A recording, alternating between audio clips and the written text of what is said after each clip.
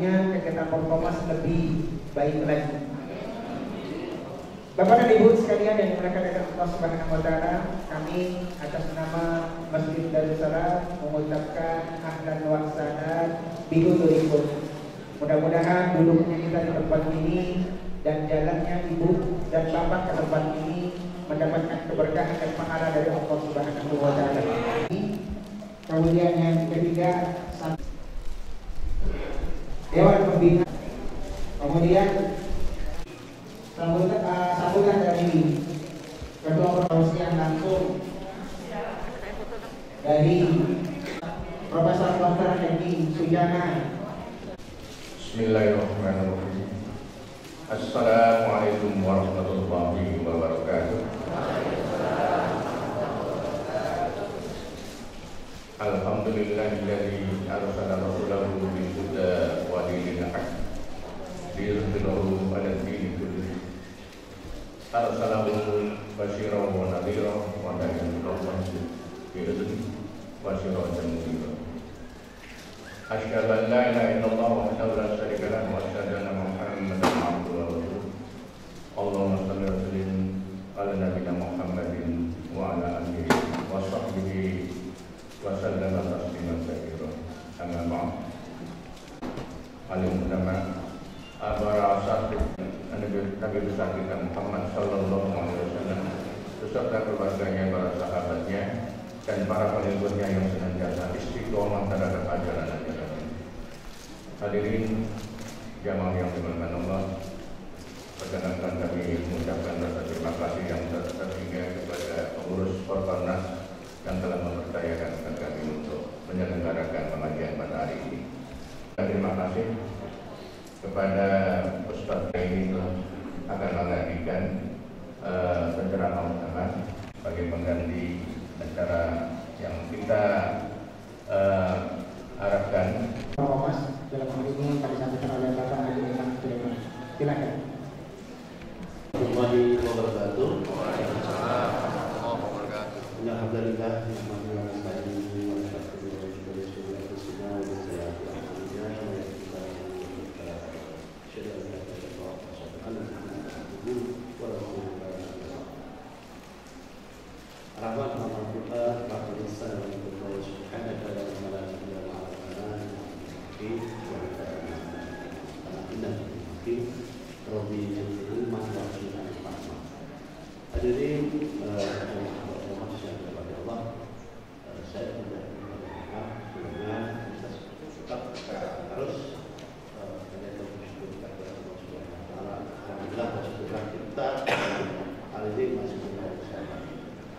jemaah sekalian yang tergabung di dalam grup WA Forkomas untuk aktif dalam rangka memberikan masukan-masukan kepada kepengurusan Forkomas agar Haji Sumaryono FC yang mudah-mudahan bisa kita laksanakan dan kita dengarkan untuk bisa kita kemudian jadikan pegangan dalam rangka. Assalamualaikum warahmatullahi wabarakatuh. Waalaikumsalam warahmatullahi wabarakatuh. Alhamdulillah wa kafa, wassalatu wassalamu ala nabiyil mustafa wa ala alihi ahli sidqi wal wafa.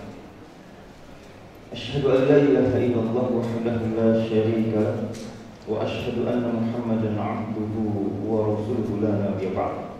Allahumma shalli wa sallim ala nabiyyina Muhammadin wa ala alihi wa sahbihi ajma'in. Qala Allah ta'ala fi kitabihil karim, a'udzu billahi minasy syaithanir rajim. Ya ayyuhalladzina amanu taqullaha haqqa tuqatih wa la tamutunna illa wa antum muslimun. Amma ba'd. Hadirin jemaah yang dirahmati Allah, syukur kepada Allah. Allah memberikan kesempatan kepada kita silaturahim. Mudah-mudahan Allah merahmati kita. Allah membesarkan Forkomas, menjadikannya sebagai sumbangsi bagi kaum muslimin, dan mudah-mudahan kita semua yang hadir Allah masukkan ke dalam surga-Nya. Amin. Salawat dan salam tercurah ke hadirat junjungan Nabi kita Nabi Muhammad sallallahu alaihi wasallam. Jemaah yang dirahmati Allah, kita buka dengan surah Al-Imran ayat 101. Wa kaifa takfuruna wa antum tutla 'alaikum ayatullah wa fikum rasul Wa may ya'tasim billah faqad hudiya ila siratal mustaqim. Wa kaifa, dan bagaimanakah, wa kaifa takfurun, bagaimanakah engkau bisa kufur, bagaimana mungkin engkau bisa ingkar. Wa antum tutla alaikum ayatullah wa fikum rasul, sementara ada pada sisi kalian bacaan-bacaan yang dibacakan kepada kalian dari ayat-ayat Allah, ada rasul utusannya yang menyampaikan berbagai macam peringatan. Wa may ya'tasim billah, maka barang siapa yang berpegang kepada Allah, faqad hudiya ila siratal mustaqim, berarti dia telah berada hudiya pada petunjuk Allah menuju siratal mustaqim, menuju jalan yang lurus, yaitu dinul Islam. Jemaah yang dirahmati Allah, wa kaifa, pertanyaan atau istifham. Dalam tafsir istifham ini fungsinya adalah ta'jib wa taubih, pertanyaan yang tidak perlu dijawab, berfungsi sebagai ta'jib, rasa heran, pertanyaan dengan nada heran, dengan nada mempertanyakan, kok bisa? Kok bisa kalian ingkar sementara kalian senantiasa dibacakan ayat-ayat Allah dan ada utusan Allah yang senantiasa memberikan peringatan dan mengarahkan agar kalian bisa hidup dalam nilai kesempurnaan petunjuk-petunjuk Allah Subhanahu wa taala. Ini yang pertama, ta'jib, rasa heran Allah dipertanyakan dalam bentuk rasa aneh. Kok bisa? Yang awalnya ditujukan kepada Bani Israel, karena mereka punya Taurat dan mereka diberikan seorang nabi yang bernama Musa yang senantiasa istiqamah memberikan kepada mereka solusi agar terbebas dari penindasan Fir'aun. Nah, ta'jib, rasa heran ini bisa saja kemudian muncul pada pertanyaan Allah terhadap kita bangsa Indonesia. Karena Al-Quran berlaku pada kita dan ayatnya masih dibacakan hari ini di hadapan jamaah Forkomas.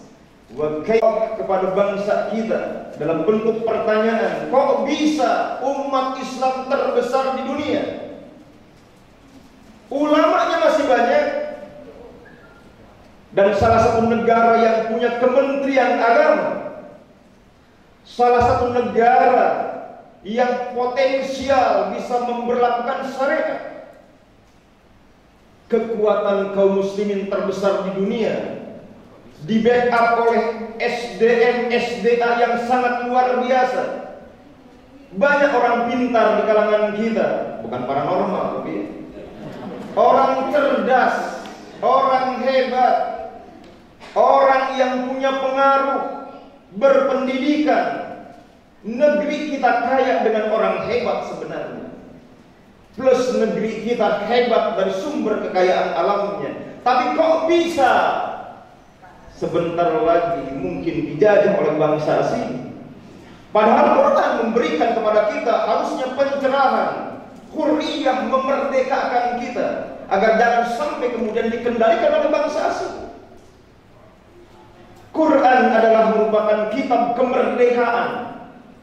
Karena para sahabat yang mustada'afin, yang dijajah oleh kaum Quraisy saat itu, kaum muslimin yang kebanyakan adalah hamba sahaya, begitu mereka membacakan Al-Quran, dibacakan Al-Quran di hadapan mereka, kemerdekaan muncul sehingga tidak bisa diintimidasi meski mereka tidak berdaya. Ahadun ahad, ahadun ahad, ahadun ahad, bentuk kemerdekaan Bilal bin Rabah tidak bisa diintimidasi meski dirinya terpuruk ditindih oleh sebuah batu. Ini berkumpul orang-orang hebat, berkumpul manusia-manusia pilihan.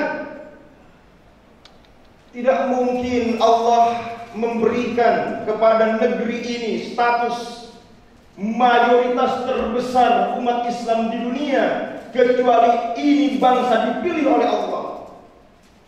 dipilih untuk memberi potensi kepada dunia agar bisa memberikan sumbangsi terbesar bagi peradaban kaum muslimin di akhir zaman. Tapi kok bisa komunisme, kok bisa di negara kaum muslimin masih bisa diwacanakan untuk tumbuh kembali? Kok bisa negeri yang hebat, yang setiap hari ada qari yang membacakan Al-Quran, yang setiap hari ada ceramah memberikan pencerahan, tapi kok bisa kebangkitan Islam sulit untuk ditumbuhkan? Kok bisa sampai hari ini negeri ini kayak bingung mau melangkah ke arah mana? Karena banyak utang. Wa kaifa takfuruna wa antum tutla 'alaikum ayatullah wa fikum rasul.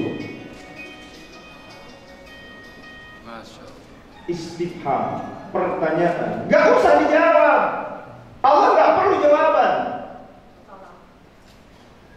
Gak usah kemudian heran kok Allah bertanya. Allah menguji kita. Allah mempertanyakan untuk mengingatkan kita.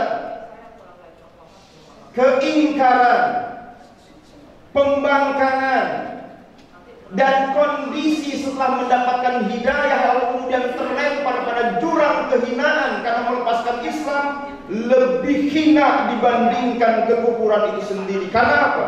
Kita sudah diberi kesempatan. Jangan sebut Taliban tapi ejek. Taliban jauh di sana ingin membuat imarah Islamiyah Afghanistan yang ramai di sini. Jangan jadikan Indonesia kayak Taliban. Jauh di sana Taliban, tapi ramainya di sini ketakutan, fobia terhadap Al-Quran, fobia terhadap Islam dibangkitkan. Seolah-olah seandainya Indonesia memiliki keinginan tumbuhnya imarah Islamiyah, lalu kemudian menjadi berbahaya bagi negara ini. Umat Islam bagaikan bisul yang harus kemudian dihilangkan. Umat Islam bagaikan kudis yang mesti disembuhkan. Umat Islam bagaikan benalu yang harus disingkirkan. Padahal kitalah pemilik negeri ini. Nenek moyang kitalah yang memerdekakannya. Dan anak cucu kita yang kelak nanti mewarisi. Maka takjib, Allah merasa heran terhadap Bani Israel, dan mari kemudian kita tadaburi betapa Allah pun heran dengan bangsa Indonesia, atau bahkan Allah heran dengan Ormas. Dengan tutsla alaikum ayatullah Al-Quran wa bikum rasuluh dan sunnah Rasulullah, tidak ada kata lain kecuali hebat, tidak ada kata yang lain kecuali akan menjadi sebuah kebangkitan dahsyat. Kuntum khairu ummah, kita akan menjadi umat yang terbaik. Ukhrijat linnas, yang ditampakkan kepada manusia sebagai prototipe agar menjadi contoh teladan. Inilah yang disebut dengan peradaban. Inilah yang disebut dengan memanusiakan kemanusiaan. Al-Quran dan Sunnah kalau dipegang jelas, lan tadilu abadan ma in tamassaktum bihima kitabullah wa sunnat rasul wa bikum rasuluh, dan dia melaksanakan sunnah Rasulullah. Itulah hudiya ila siratal mustaqim. Jika dilaksanakan dengan sebenarnya, gak bakal rame komunisme, gak bakal rame Syiah, gak bakal umat Islam ini terjajah, gak bakal umat Islam ini hanya menjadi santapan kala-kala, menjadi hidangan yang diperebutkan. Gak bakal. Allah gak mungkin ingkar janji. Innallaha la yukhliful mi'ad. Maka pantas kalau kemudian ada Quran, ada Sunnah, tapi tetap terpuruk. Ada Quran, ada Sunnah, kok bisa menterinya kayak begitu? Ada Quran, ada Sunnah, negeri ini dari presiden sampai RT-nya banyak yang Muslim, tapi kok bisa Quran jadi pajangan, dibacakan tanpa pemahaman. dibuka, dipelajari, tetapi hanya berkutat pada sekitar qiraah, tidak pada esensi. Tidak dibuka hukumnya, tidak diungkap syariatnya, tidak diungkap bagaimana kemudian Al-Quran bisa menjadi manhaj, menjadi undang-undang dasar kita. Alih-alih menjadi undang-undang dasar, Quran justru dianggap kitab yang ketinggalan zaman. Apalagi bicara masalah sunnah Rasul Muhammad SAW. Baru jenggotan dikit aja udah dibilang kambing.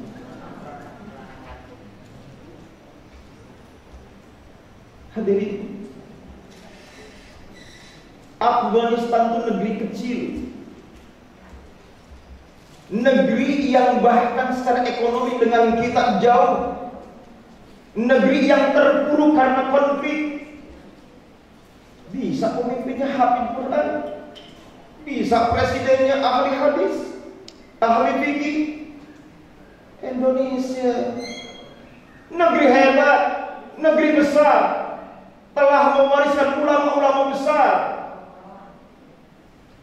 Nawawi Al-Bantani, salah satu ulama yang menjadi sumbangsih negeri ini. Kitab-kitabnya tersebar luas, dipelajari berbagai macam dunia. Yang kedua, taubih. Pertanyaan ini bernada sinis dan ejekan. Bu, orang kalau sinis gimana sih, Bu? Dengan nada sinis Allah berkata, kok bisa engkau iman padahal ada Taurat, padahal ada Musa? Kok bisa kalian masih tetap kemudian tidak bisa melawan Fir'aun? Padahal kalian ada Taurat, ada Musa. Kok bisa bahkan kalian kemudian ingin mengikuti manhajnya Fir'aun? Padahal ada Taurat, ada Musa. Kok bisa lepas dari penjajahan Fir'aun kalian malah bingung? Tidak bisa berbuat apapun, tidak mau memerdekakan diri untuk pergi ke negeri yang diharapkan. Kalian malah berkata, engkau saja yang pergi berperang, kami duduk di sini. Kok bisa kalian yang sudah keluar dari cengkraman Fir'aun, lalu kemudian terkurung 40 tahun berputar di padang tih tanpa ada solusi? Kok bisa? Mari kita pertanyakan nada sinis ini. Kok bisa dengan sinisnya Allah berkata, Quran tidak bisa membangkitkan ruh kalian dan sunnah tidak bisa membangkitkan keyakinan kalian? Kok bisa dengan sinisnya Allah berkata untuk menegur kita, untuk mengingatkan kita bahwa kalian ini negeri yang potensial menjadi adidaya. Kita ini potensial menjadi adidaya. Saat kebangkitan Islam di tahun 70-an, tahun 80-an, saat harokah Islamiyah bergerak di mana-mana di Indonesia, pergerakan harokah Islamiyah termasuk yang paling masif dan paling luar biasa.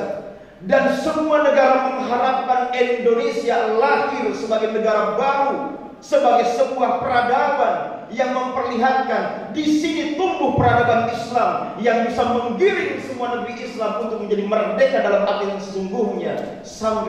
Sampai 2021 konspirasi Covid aja kita nggak ngerti. Sampai 2021 ini hampir berakhir,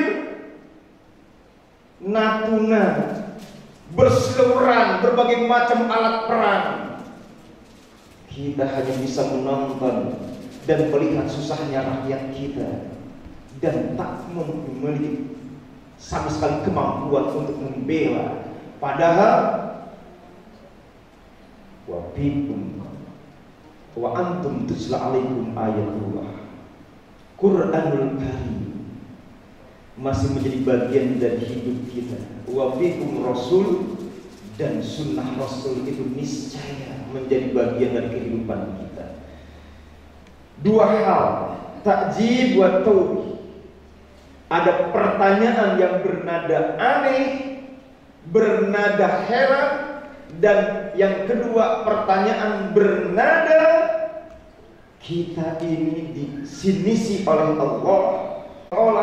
Kalau memang seperti itu kondisi kalian, tidak bisa memanfaatkan Al-Quran dan Sunnah sebagai kebangkitan, maka kebangkitan itu memang sulit diharapkan, karena tidak ada kebangkitan yang hakiki yang membuat sebuah peradaban menjadi khair umat yang terbaik kecuali dibimbing oleh Al-Quran dan Sunnah, seperti bangkitnya para sahabat ketika dibimbing oleh Rasul Muhammad SAW. Itu yang pertama dari Ali Imran ayat 101. Masuk kita sedikit lagi karena sudah hampir setengah 7 ini. Ini bukan pengajian kuliah subuh lagi, hampir menjadi kuliah duha. Pada Ali Imran 102. Bunyinya bagaimana itu? Ali Imran 102. Ya ayyuhalladzina amanu taqullaha haqqa tuqatih wa la tamutunna illa wa antum muslimun. Kita fokus pada kalimat haqqa tuqatih karena ibu sudah hafal ayat, sudah paham arti. Hebat. Jamaah Forkomas pasti hafal dan rujuk pada yang disampaikan oleh Ibnu Mas'ud. Karena sebagian riwayat menyatakan ini hadis Rasulullah, tapi mau kepada Ibnu Mas'ud. Sebagian riwayat menyatakan bahwa ini benar-benar asar dari Ibnu Mas'ud. Haqqa tuqatih bi ayyuta'a fala ya'si wa yaskur fala yakfur wa yadhkur fala yansa. Haqqa tuqatih, takwa yang sebenar-benarnya takwa, jarang dibahas, jarang diungkapkan. Sebenar-benar takwa itu seperti apa? Dibacakan ayatnya, tapi kalau dipertanyakan yang sebenar-benar takwa yang diminta itu apa? Maka tentu pertanyaan yang sebenar-benarnya takwa itu perlu dijawab. Dan salah satu jawaban yang terbaik adalah kembali kepada tafsir. Tafsir menyatakan bahwa haqqa tuqatih itu adalah bi ayyuta'a fala ya'si. Kita taat dengan setaat-taatnya dan tidak pernah membangkang, tidak pernah memaksiati perintah Allah.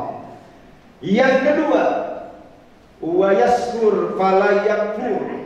Haqqa tuqatih itu adalah senantiasa bersyukur dan tidak pernah kufur nikmat.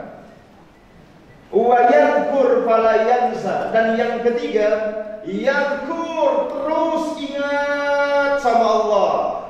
Wa la yansa, dan tidak pernah lupa terhadap Allah. Ibu, siapa yang sanggup kayak begini? Senantiasa taat, tidak pernah maksiat, senantiasa syukur, tidak pernah kufur nikmat, senantiasa ingat, tidak pernah lupa sama Allah. Siapa yang bisa? Ada jamaah Forkomas yang kayak begitu? Tunjuk jari, kasih mercy.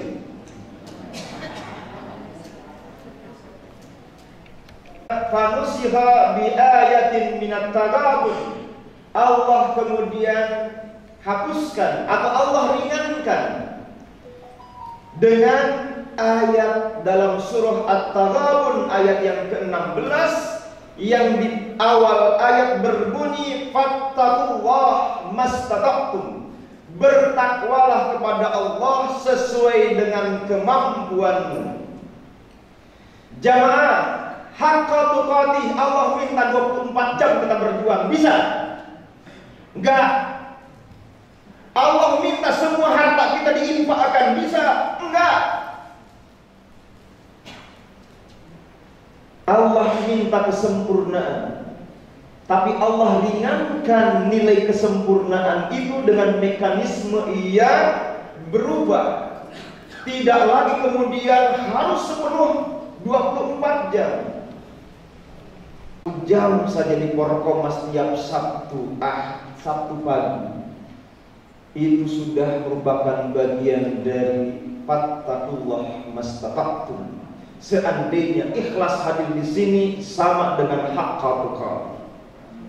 Nilai kesempurnaan yang diberikan, tetapi mekanismenya berubah dengan rahman Allah, dengan rahim Allah berubah. Sempurna salat kalau tidak berdiri. Jangan kemudian kita bisa berdiri lalu kemudian duduk. Kecuali kalau salat sunat diperkenankan sambil duduk. Dan kalau bisa berdiri, salat yang tamam adalah salat berdiri. Fa illam yastati faqa'id. Kalau tidak mampu, fa illam tastati faqa'id, maka sambil duduk. Fa illam tastati fa ala jambin. Maka sunnah sebagaimana yang digambarkan dalam ayat sebelumnya, faqad hudiya ila siratal mustaqim. Maka konsekuensinya adalah ketika diseru untuk haqqa tuqati, diseru untuk kemudian membangkitkan keislaman dengan sebenar-benarnya kebangkitan, kita harus benar-benar terpanggil. Ya ayyuhalladzina amanu, hai orang-orang yang beriman, kita terpanggil, kita termotivasi, kita punya komitmen, kitalah yang melaksanakan ayat ini. Tapi 30 juz Al-Quran dilaksanakan saat ini juga berat. Sunnah Rasul 24 jam, cukup 1 jam. Sholat malam setiap hari tidak bisa, belum tentu bisa, belum tentu sanggup. Minimal witirnya. Sholat sunnah tidak bisa lengkap, minimal rawatibnya. Dan dia bagian dari saham untuk Islam, insya Allah lama-lama menjadi besar. Qalilan faqalilan fasara jibal. Sedikit demi sedikit lama-lama menjadi Jadi jamaah yang dirahmati Allah SWT, tujuan visioner kita ke depan adalah kebangkitan Islam.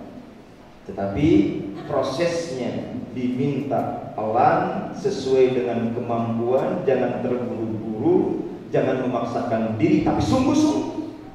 Makanya seandainya sungguh-sungguh, saya yakin 1 hari dalam setiap pekan 1 jiwa 5.000 saja, insya Allah dalam 1 tahun mungkin sudah ada sebuah hasil. 1 individu di Porkomas, 1 ayat dalam 1 minggu. Di hari Sabtu ketika pertemuan Porkomas, ketika 1 tahun ke depan insya Allah di sini sudah tumbuh ustadz-ustadz baru. Step-stepnya pun ternyata tidak dijalani. Kita masih berjalan di tempat dan tidak punya sama sekali visi ke depan untuk apa kita hidup. Ini berarti 2 ayat yang mengingatkan kita bisa kemudian ditertawakan oleh Allah, dianggap anak oleh Allah, dan seruan Allah pun bisa tidak bermakna karena kita selalu berkata tidak mampu dan tidak sanggup. Padahal Allah tidak meminta kesanggupan 100%. Allah meminta hanya beberapa persen saja sesuai dengan kemampuan kita. Maka dengan apa kita meraih surga? Maka dengan apa kita bisa memperjuangkan Islam? Perjuangkan dengan kondisi yang mungkin dari mulai sekarang tidak perlu menunggu nanti. Buat apa? Tar kalau dapat 5 miliar, aku bangun Darussalam, megah menjadi 5 tingkat. Siapa yang bangun? Gue. Kapan? Tar. Sampai kapan? Sampai mati kata-kata juga. Jangan tar-tar, 5.000 cukup. Jangan kemudian ingin setiap hari berjamaah seperti ini. 1 minggu mungkin sudah cukup berjamaah seperti ini. Karena apa? Karena setiap masjid punya juga agenda dan kegiatan. Tapi Allah memberikan petunjuk kepada kita. Allah memberikan pada kita nilai kebaikan dengan semua yang kita lakukan. Dan mudah-mudahan 2 ayat tersebut insya Allah pertama mampu menyentuh hati kita untuk introspeksi. Kemudian yang kedua mampu membuat kita sadar bahwa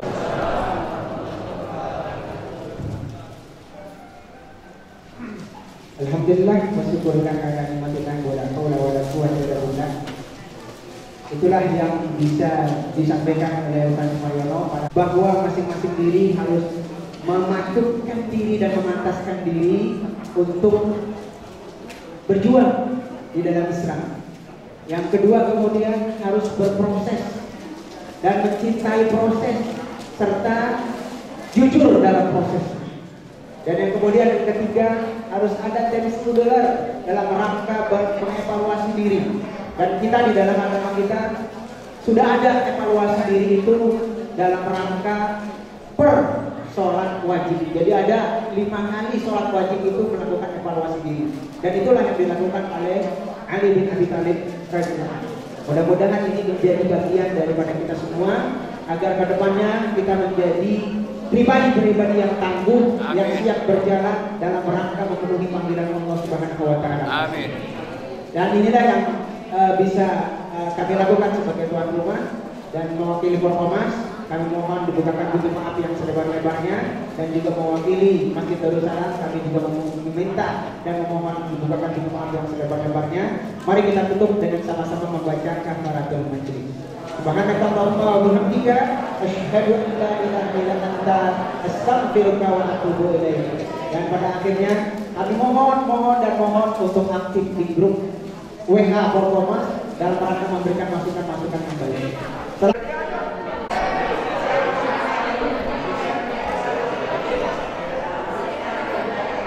Allahu Akbar. Allahu Akbar.